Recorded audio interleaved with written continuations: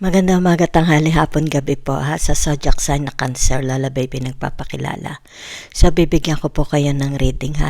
Ngayon po is tinatawag June 4 hanggang sa end of June ha. So titingnan natin sa ang areas ng buhay ninyo ito ha. Yung tinatawag tatalakayin. Okay? So may dice po ako dito. Tingnan natin ang ang dapat ninyong malaman. Okay? Yan. Saan ito sa area sa buhay ninyo. Okay? So, naririto po is about your work, okay, marriage, at yung career ninyo. Number 11. So, titingnan po natin, ha? Okay. About your work and tinatawag na career. Yan, ha? Okay. Mamaya po ang marriage ha, kasi kasama po dito ang marriage, okay? So, marriage at saka tinatawag mga friends, di ba? Pwede, isasama din natin dito yung family, siblings, di ba? Yan. So, sa number 11 po tayo dinala ha, okay? So, let's see. Okay. So, teka muna ha. Maglabas kaya muna ako ng major arcana. Titingnan ko lang ha, about your career and work. Yan ha. Kuha lang ako ng isa. Yan. Okay. So, ang nakikita ko po sa inyo ay yung tinatawag na stay at home. 'Di ba? Sa bahay lang sila. Okay? Maaring wala silang karir, ang karir lang nila is mag-alaga ng asawa at mga anak, di ba? O rito yung tinatawag stay at home business, di ba? Maaring physical, yung tinatawag nasa garahe o kinonvert nila yung kanilang bahay as tindahan, or ito'y sa social media, okay? So nakikita rin dito yung tinatawag mga, halimbawa sabihin na natin stay home mom, stay home dad, merong nagtatrabaho para sa kanila, okay? Meron din ako ditong tinatawag na sa bahay sila, kay yung tinatawag gumagawa ng pera, okay? Maari social media dahil meron silang kapansanan, okay? O maaring may mga anak silang kapansanan. Kung kaya dito, ibig sabihin nito, nakakagawa sila ng pera through social media, okay? Yan, okay?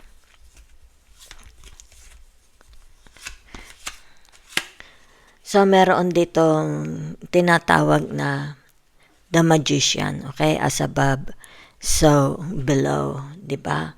So, ibig sabihin, hawak niya ang kanyang oras, okay?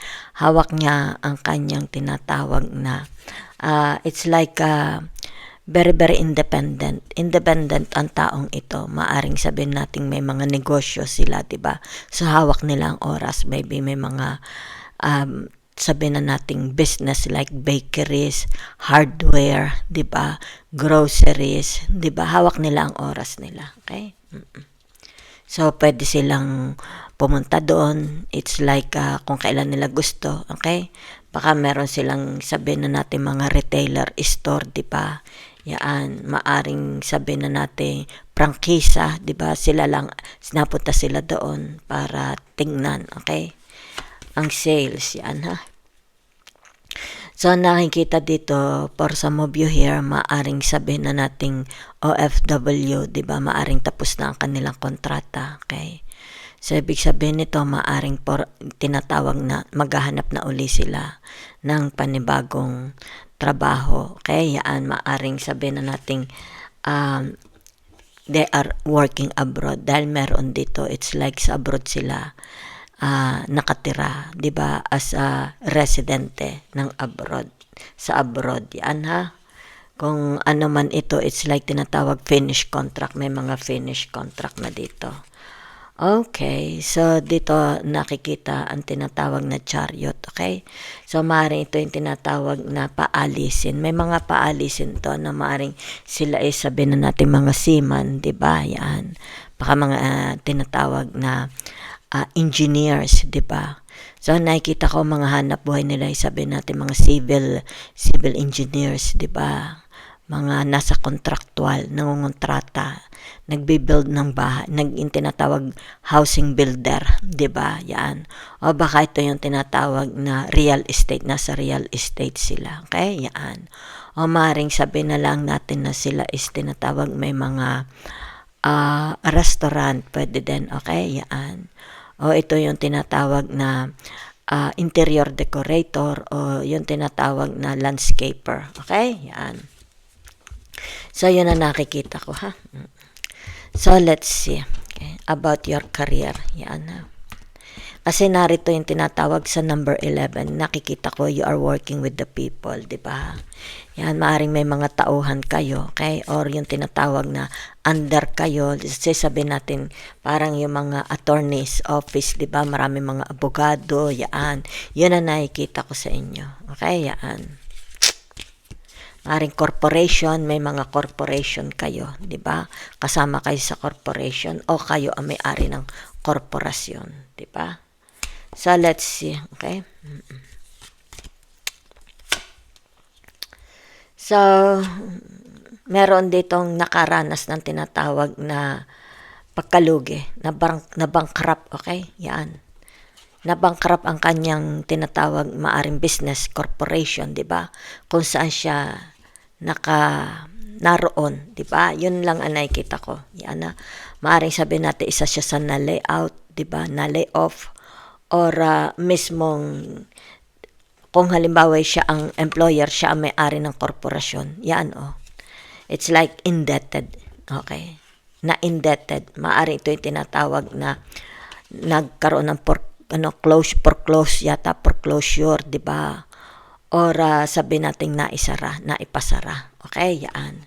So, nakikita dito yung tinatawag matumal. Yan. Maari ito yung tinatawag dahil nakikita ko indebted. Maraming utang. Okay, yan.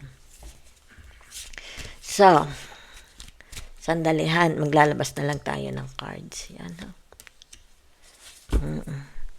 So, ibig sabihin nito, dito meron tinatawag na investors. Maaring ito sabihin na nating business, di ba? So, maaring mag-invest or maglalagay siya ng kapital ng pera, di ba? Kasosyo. Meron dito tinatawag kasosyo sa business, di ba? Yan, okay? Pwede rin naman ito corporation, di ba? Malaking korporasyon, di ba?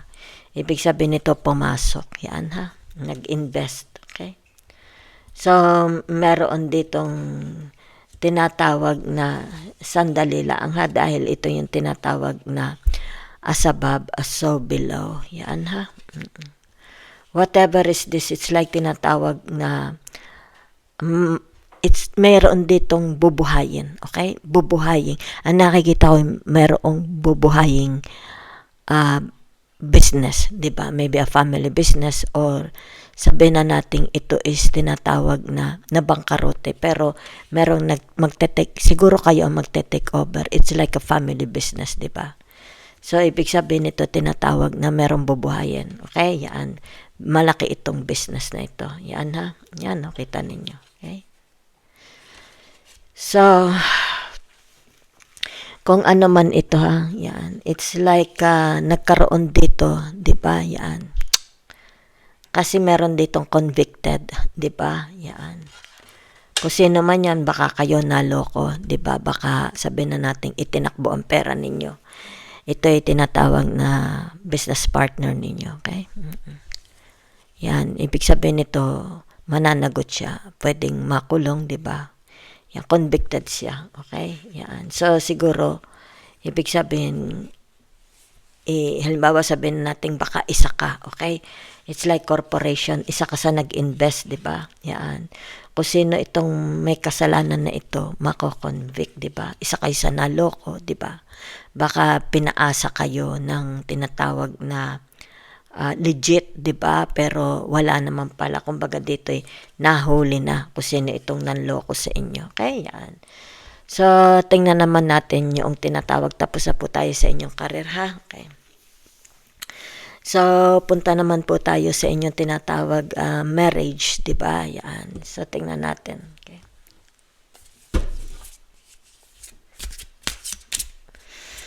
Yan, kung kayo may mga asawa, di ba? Tingnan natin kung kayo naman ay mga byuda o hiwalay na, tingnan natin. Okay? Okay, so narito po ang tinatawag na the judgment. Okay? Sandali lang po. Yan, narito ang the empress. Okay? So narito ang tinatawag na the page of swords. Okay? So narito ang tinatawag na the moon. Okay? Kasi meron itong number 18. Okay?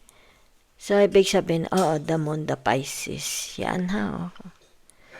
So, ito ang nakikita ko dito ay tinatawag na mga single ito. Okay? Siguro ito ay sabihin na nating byuda. Okay? O mas prefer nila na mag-isa na lang sila. Diba? Yan.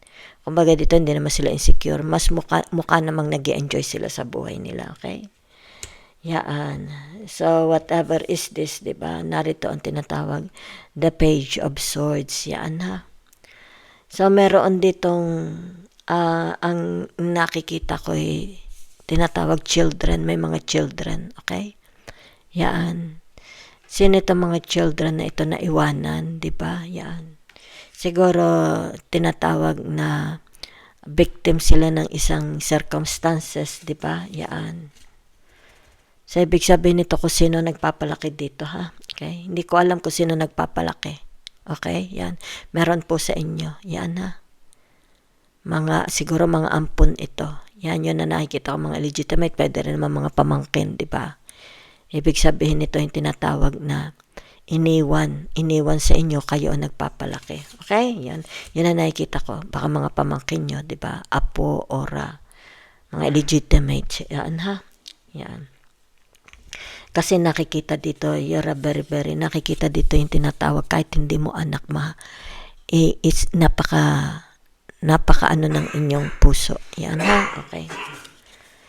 Yan. So, yan lang ang nakikita ko. Baka ito'y anak ng asawa mo sa labas, di ba? Yan lang. So, meron ditong tinatawag na, okay, yan, the Empress, okay? So, ibig sabihin ng the Empress na ito is yung tinatawag na wala ito asawa. Wala, okay, oo. Mari ito'y sabihin na nating they have everything. Ang nakikita ko dito ay hindi siya hirap sa buhay sapagkat siya is pakain. Halimbawa, sabihin na nating suportado siya ng buong pamilya. Okay, yan. Suportado ng magulang, suportado ng mga anak. Okay, so nakikita dito. Yan. Pagiging independent nila, ha? Okay. Yan lang. Okay. So, ba't dito ganun ang nakikita ko? Parang mga walang asawa. Diba? Okay. So, nakikita ko dito yung tinatawag na the judgment. Diba? Yan. Wala itong asawa. Okay? Ibig sabihin nito, masaya na siya. Okay? Halimbawa, sa surroundings, sa circle ng friend, circle ng mga kapatid, di ba? Yan, oh.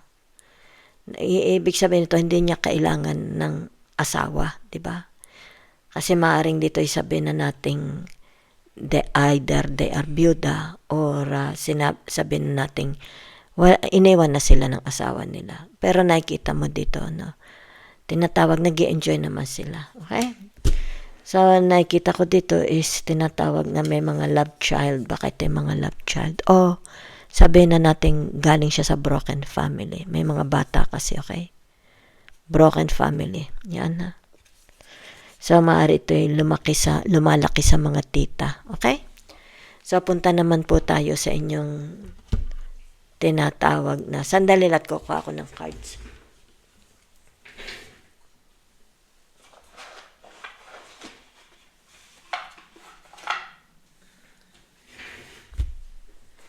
Okay. So, tingnan po natin kung meron kayong, it's about finances, ha? Kasi sa 11, kasama din ang finances. Okay? Yan. So, tingnan po natin, ha? About your finances. Mga Cancer. Okay? So, meron ditong tinatawag na nakakaranas kayo ng tinatawag losses. Okay? Walang pera. Yan ha. Yan lang nakikita ko. Kakaranas kayo. Maaring dito yung tinatawag na maaring umaasa lang kayo sa tulong ng mga kapatid nyo, ng mga biyanan mo, di ba, magulang mo. Okay? Yan lang nakikita ko. Sandali, about your money. Okay? So, nakikita dito yung tinatawag it's like nag-struggle kayo, di ba? Yan. Pinagkakasya, it's like budgeting, di ba? Para dito ay tinatawag na mabayaran mo lahat, di ba? Hindi ka sumala sa pagbabayad sa kuryente, sa tubig, sa mga tinatawag na bills, di ba? Yan. It's like tinatawag ine-stretch ninyo, okay? So, tingnan natin, ha? So, budget ang pera ninyo, okay? So, ito nakikita, ha? It's like sumusugal kayo, di ba? Yan. Ano itong sugal na ito? Yan, ha? Yan. Kasi nakikita dito, you're working hard, di ba? Yan. Sumusugal kayo. Yan, ha? Maybe sabihin na natin may mga, halimbawa nasa, ano tawag dito? Real estate, di ba? Yan lang ang nakikita ko. Yan, ha? Ibig sabihin nito yung tinatawag, sinusubukan ninyo magkapera dito. Yan, ha?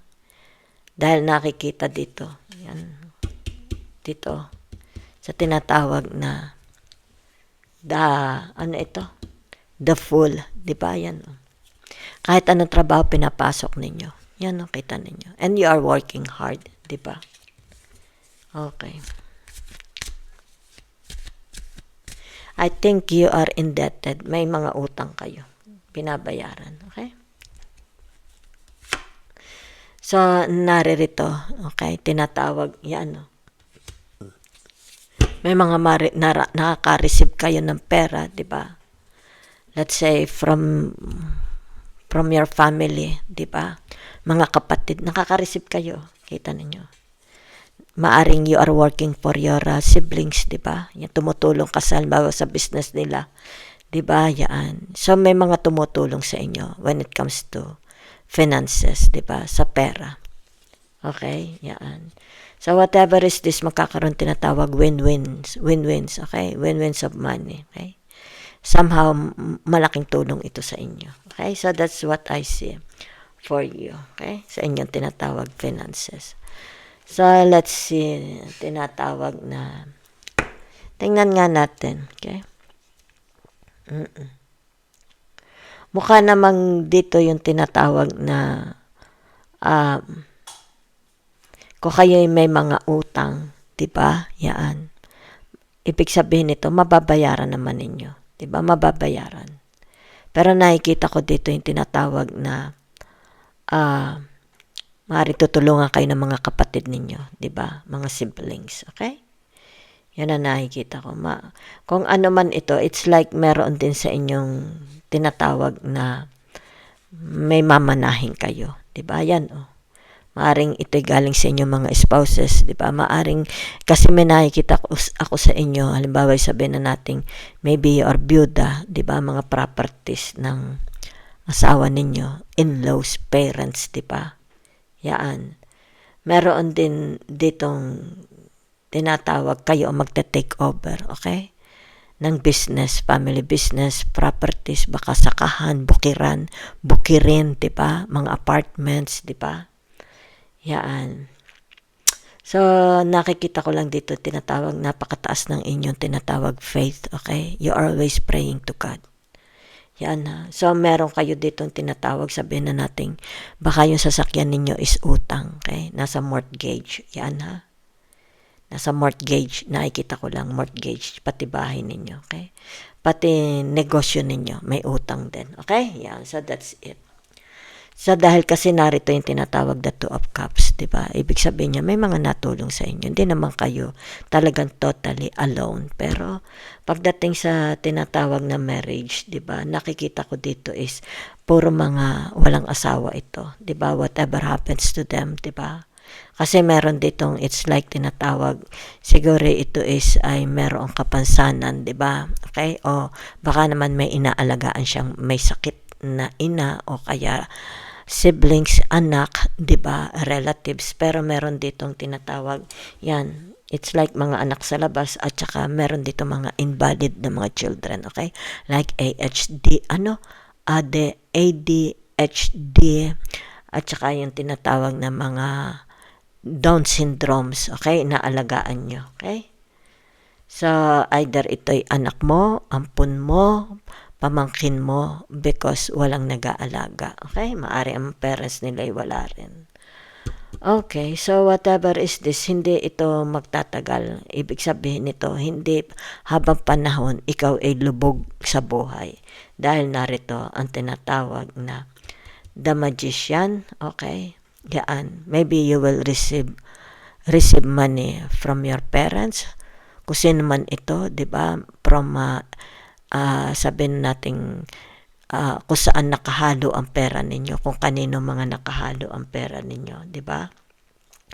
May nakikita lang naman ako dito, di ba? It's like tinatawag na magkakaroon ka ng sariling bahay mo, di ba? The home na masasabi mong iyong-iyo, di ba? Yan. So, whatever is this, ibig sabihin naman ito, it's like tinatawag na mabubunot ka rin sa iyong kalagayan when it comes to tinatawag na money, okay? Finances, yan. So, that's what I see for you, okay? Thank you very much.